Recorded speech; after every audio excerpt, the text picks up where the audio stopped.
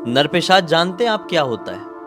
ये एक ऐसी शैतानी शक्ति यानी कि एक ऐसे भूत होते हैं, आसान शब्दों में कहूँ तो ऐसे भूत होते हैं जो कि इंसानों को पकड़कर उनके शरीर से ऐसे खून चूस डालते हैं जैसे कि ना जाने कितने सदियों से ये प्यासे भटक रहे हों। बहुत सारे लोग कहते हैं कि ये नरपिशाच यानी कि वैम्पायर्स इंडिया में ज़्यादा देखने को नहीं मिलते हैं, यहाँ का कंसेप्ट ही नहीं है। ये वाली शैतानी शक्ति यहाँ एग्जिस्ट नहीं करती है।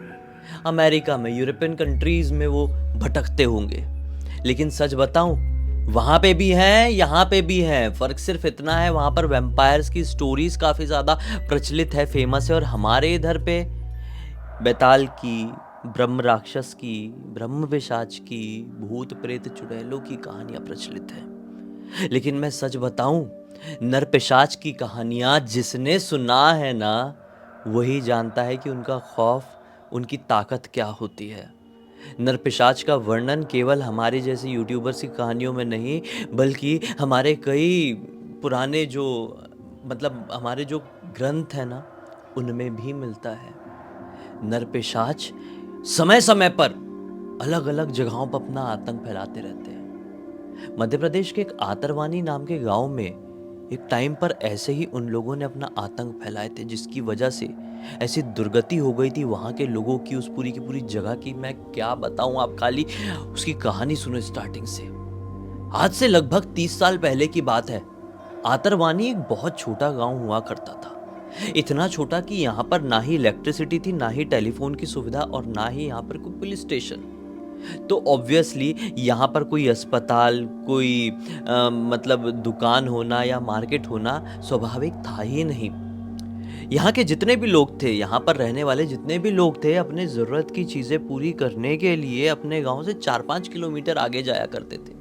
वो मार्केट वाला गांव था। अब अपनी साइकिल से जाएं, बैलगाड़ी से जाएं, जैसे भी जाएं, वो बाजू वाले गांव में जाते थे और अपनी चीज़ें पूरी करते थे और अपने गांव आया करते थे भाई। अब ये जो आतरवानी गांव था, यहाँ पर इंफ्रास्ट्रक्चर भी अच्छा नहीं था, मतलब रोड वगैरह भी कुछ नहीं थी। लोग अपनी जिंदगी काट रहे थे, किसी तरह की कोई परेशानी नहीं थी यहाँ के लोगों को। एक रैंडम रात की बात है, जोरों की बारिश हो रही थी, रात के लगभग 12:30 बज रहे थे। गांव के सरपंच जी अपने घर के सामने वाले कमरे में सो रहे थे। घर का मेन दरवाजा बंद था।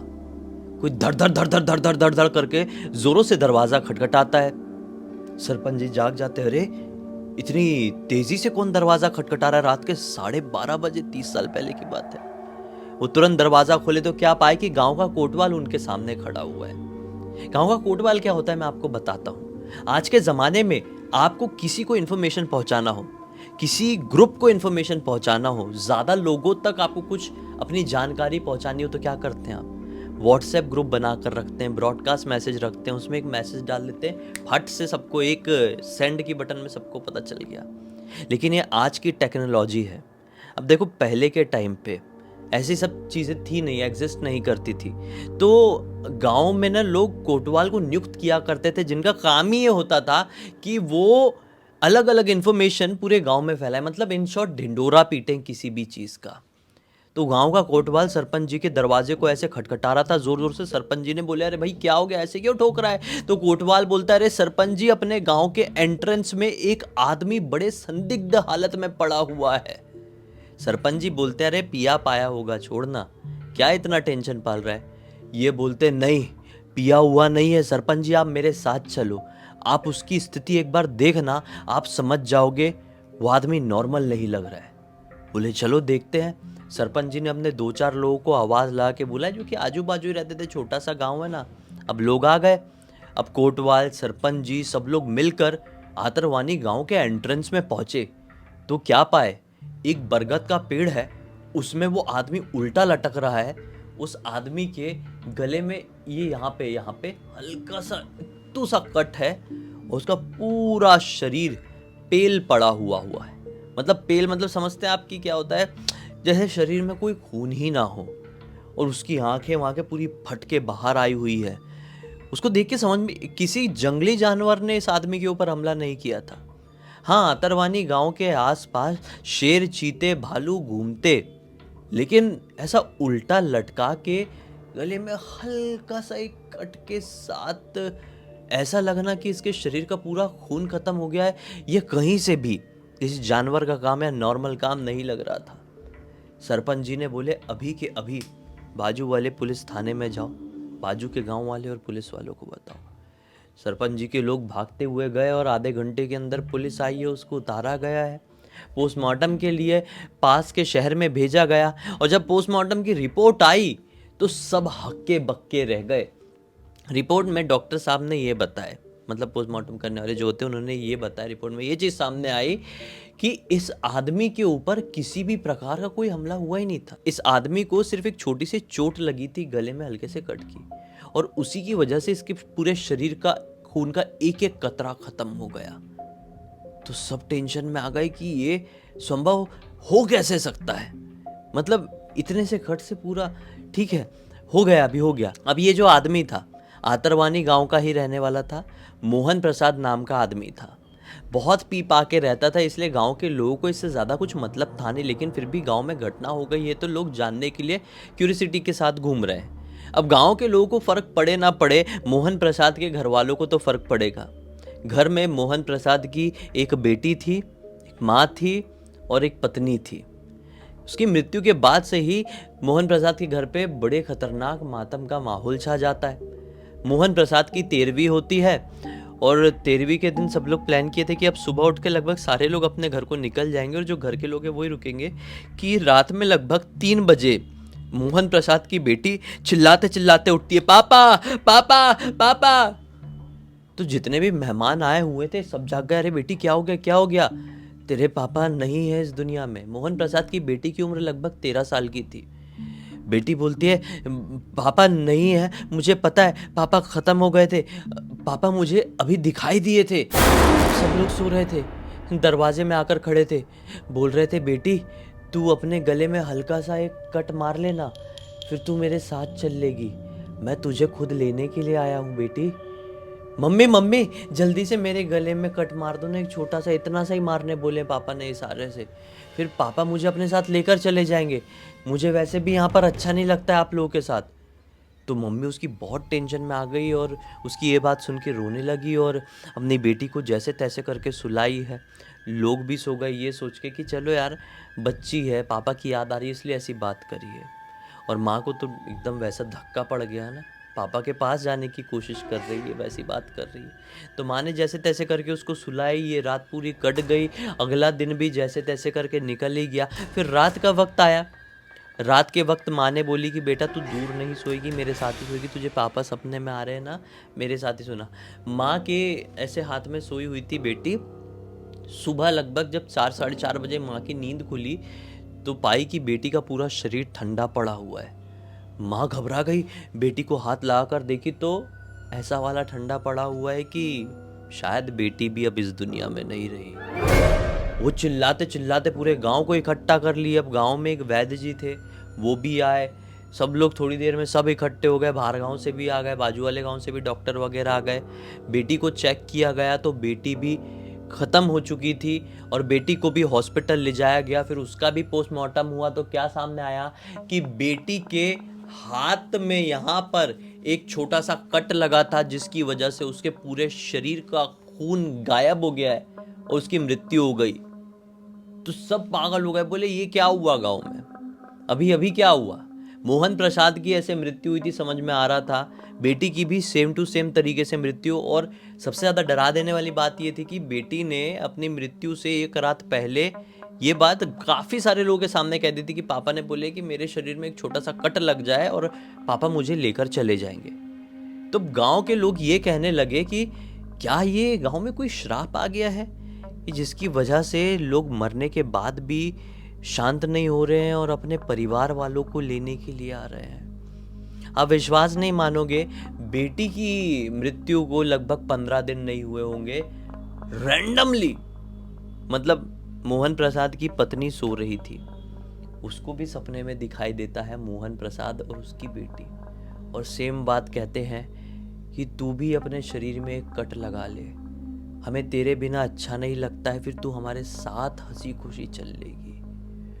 वो चिल्लाते हुए जागी और ये बात पूरे गांव में बता डाली और गांव वालों ने उसी समय ये फैसला सुना दिया कि इस घर के लोगों से रहना है अभी दूर, कोई भरोसा नहीं है कि मोहन प्रसाद की बीवी भी कब खत्म हो जाए और उसके घर का ये श्राप पूरे गांव में फैल जाए, कुछ नहीं मालूम।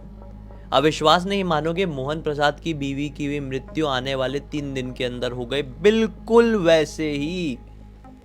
अब गांव के लोग इतने डर गए कि रात के समय घर से बाहर निकलना बंद कर दिए। बोले क्या है, और उसके मोहन प्रसाद के घर के पास जाना तो पूरी तरीके से बंद। मोहन प्रसाद की माँ भी थी, जो कि आतरवानी गांव छोड़ के अब अपनी बहू की मृत्यु के बाद कहीं चली गई थी। कहाँ चली गई नहीं मालूम, कहीं तो चली गई थी, और गांव वालों को सीरियसली कोई फर्क भी नहीं पड़ रहा था कि उनके घर पे क्या हुआ है। उनके घर की जो बुढ़िया है माताराम है, वो कहाँ चली गई है। दहशत के साथ आने वाले 10-15 दिन और कटे, लेकिन 16वें दिन एक लड़का गांव का अपने घर पर अकेला था। 17-18 साल का रहा होगा, बीड़ी पी रहा था। बीड़ी पीते पीते उसका हाथ जल गया भैया, किसी वजह से, किसी चीज़ से बीड़ी जलाया होगा, हाथ जल गया उसका। और वो हाथ जला ना, तो उसने कहीं तो भी ऐसा सुना रहा होगा, पता नहीं कहाँ सुना होगा, कि हाथ जल जाए तो उसको ना ऐसा निकाल दो, वो जला हुआ पार्ट को कैसे भी करके निकाल दो, काट दो अपने शरीर से। कट जाएगा ना तो क्या होगा कि वो जो जलने का इन्फेक्शन है वो रहेगा नहीं। तो उसने एक चाकू उठाया और हल्का हल्का ऐसा ऐसा जो जला वाला पार्ट था वो निकाल दिया। अब वो जला वाला पार्ट कट में बदल गया। अरे बाप रे, कट में वो बदला होगा। उसको तब समझ में आया कि मैंने कितनी बड़ी गलती कर दिया हूँ। वो उठा, सरपंच जी के घर भागते हुए गया, बोला सरपंच जी मैंने गलती से अपना हाथ काट लिया हूँ। अभी मेरे को लग रहा है डर कि वो श्राप वाला जो राक्षस है, वो पिशाच है, वो मेरा भी खून चूस डालेगा। सरपंच जी ने उसको घर के अंदर बिल्कुल घुसने दी। बोले निकल तू, अभी तू क्या कर रहा है, मेरे घर कोई मनूस बना रहा है। आप विश्वास नहीं मानोगे, उसी रात को उस लड़के की भी वैसे ही मृत्यु हुई। आने वाले अब 1 महीने में इस गांव में इसी प्रकार से 6 से 7 और लोगों की मृत्यु हुई। गांव में इतना डर बैठ गया कि एक दिन डिसाइड कर लिए गांव वालों ने कि अब बस इस गांव को खत्म, छोड़ छाड़ के यहां से निकल लेते हैं। कि अचानक से गांव में एक भिक्षा मांगते हुए एक व्यक्ति पधारता है। एक आदमी, भिक्षा मांगने वाला, भीख मांगने वाला एक आदमी। और उसको कोई भी भीख देने के लिए बाहर नहीं निकल रहे थे। तो बड़ा परेशान हुआ, बहुत भूख लगी हुई थी उसको। कोई ऐसा चमत्कारिक पुरुष नहीं था, लेकिन सिर्फ भूख लगी हुई थी। तो उदास होके ना एकदम उस गांव के एंड वाले छोर में बैठ गया और थोड़ा रोने लगा। भूख बहुत लगी हुई थी। तो किसी औरत ने आवाज़ सुन ली और देखी कि कोई मुझे देख तो नहीं रहा है। वो एक घर का थोड़ा सा चावल था और चुपके से घूंघट डाली डाली उसके पास गई, उसको दे दी और तुरंत लौटने लगी। तो भिखारी बोलता है, अरे रुक रुक रुक रुक, तुम लोगों को हो क्या गया है? तुम लोग एक भिखारी को एक खाना देने में, इतना सा अनाज देने में इतना सोच रहे थे? तुम लोग किस नर्क में जाओगे रे, कैसे सड़ोगे? तो औरत बोलती है कि सड़ तो हम वैसे भी रहे हैं, नर्क में तो हम वैसे ही बर्बाद हो रहे हैं। ये दुनिया हमारी दुनिया सी नहीं लगती है। भिखारी पूछता है, बता तो पूरी बात क्या हुई? औरत ने पूरी बात बता डाली गांव की कि पिछले काफ़ी दिनों से गांव में चल क्या रहा है, क्या हो गया है। भिखारी बोलता है कि अच्छा ऐसी बात है, जहाँ से मैं आया हूँ वहाँ पर काली माता का एक बहुत प्राचीन मंदिर है, अगर चाहो तो मैं वहाँ के पुजारी जी से बात करता हूँ। औरत ने बोली, अच्छा ऐसी बात है। बड़ी हिम्मत बांध के औरत भिखारी को उनके ही पास लेके गई, सरपंच जी के पास। सरपंच जी के सामने भिखारी ने भी समझाया, बोला कि तुम क्या कर रहे हो, तुम्हारे होते हुए गांव ख़त्म हो जाए, किस बात के सरपंच बने हो? चलो मेरे साथ, मैं बात करवाता हूँ, हिम्मत रखो, मैं भी तो घूम रहा हूँ, मुझे कौन से पिशाच ने मार डाला है, बाहर खुले में घूम रहा हूँ। चलो, बोले कुछ नहीं होगा। एक भिखारी नहीं डर रहा है, तुम इतने बड़ी कोठी में रहने वाले आदमी हो के डर रहे हो? भिखारी ने ऐसा जोर जोर से चिल्लाया तो सरपंच जी के अंदर थोड़ा सा पावर आया, बोले हम नहीं डरते करके ऐसे निकले। और फिर वो लेके गया भिखारी दूसरे वाले गांव में काली माता के मंदिर। वहाँ पे था एक पुजारी। पुजारी वहाँ पर गांव में आया और पुजारी ने सेंस किया, लिटरली वो पुजारी ऐसा था भी, कि इस गांव में प्रकोप छाया हुआ है एक नरपिशाच का। एक नरपिशाच यहाँ पे भटक रहा है, जिसका मकसद सिर्फ इतना ही है, वो लोगों का खून से अपनी प्यास मिटाएगा। उसकी प्यास ऐसी है कि सैकड़ों हजारों लोगों के खून से भी नहीं मिट पाएगी। तो ये तो केवल शुरुआत थी। काली जी के पुजारी ने ये बोल दिए कि हम एक बहुत बड़ा अनुष्ठान करेंगे, गांव में एक बहुत बड़ा अनुष्ठान, एक बहुत बड़ा हवन कराया गया गांव के चौराहे में। और फिर उसके बाद लोगों को थोड़ा चैन की सांस आई। फिर धीरे धीरे करके लोगों ने अपने घरों से बाहर निकलना शुरू किए, लेकिन एक कंडीशन के साथ कि पुजारी जी ने उनको एक काला धागा दिए थे हाथ में बांधने के लिए, और साथ में अपने घर के सामने लगाने के लिए कुछ तो भी ऐसी चीज़ें दिए थे। तो घर के बाहर लगी हुई थी, और बहुत सारे लोग तो अब तक लगा कर रखे हुए हैं, ये मानकर, मतलब वो चीज़ पूरी सूख गई है, ख़राब हो गई, लेकिन ये मानकर अभी भी अपने घरों के सामने लटका कर रखे हैं। कुछ नींबू मिर्ची है, कुछ कुछ चीज़ें हैं ऐसी, मतलब कि ये सोचकर कि ये जब तक हमारे घर के सामने लटका रहेगा तब तक नरपिशाच हमारे घर के ऊपर तो नज़र नहीं डालेगा। नरपिशाच का श्राप हमारे घर की दहलीज के अंदर प्रवेश नहीं कर पाएगा। इस पूरी पूरी घटना की जानकारी मुझे किसी और ने नहीं, बल्कि इसी गांव के सूरज नाम के लड़के ने इंस्टाग्राम पर लिख कर भेजा।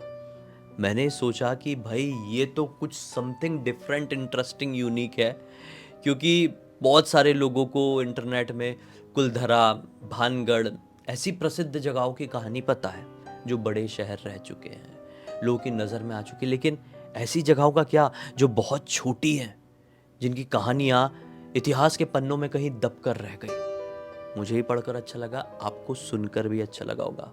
तो बस इसी एक नोट के साथ इस कहानी का अंत कर देते हैं। अब तक इस वीडियो को देख लिए हैं तो लाइक ज़रूर कर देना, चैनल को सब्सक्राइब करके बेल आइकन दबा के ऑल के ऑप्शन में क्लिक करना, क्योंकि इसी तरह के हैरान कर देने वाले खौफनाक वीडियोस डेली आप लोग सामने लेके आता रहता हूँ।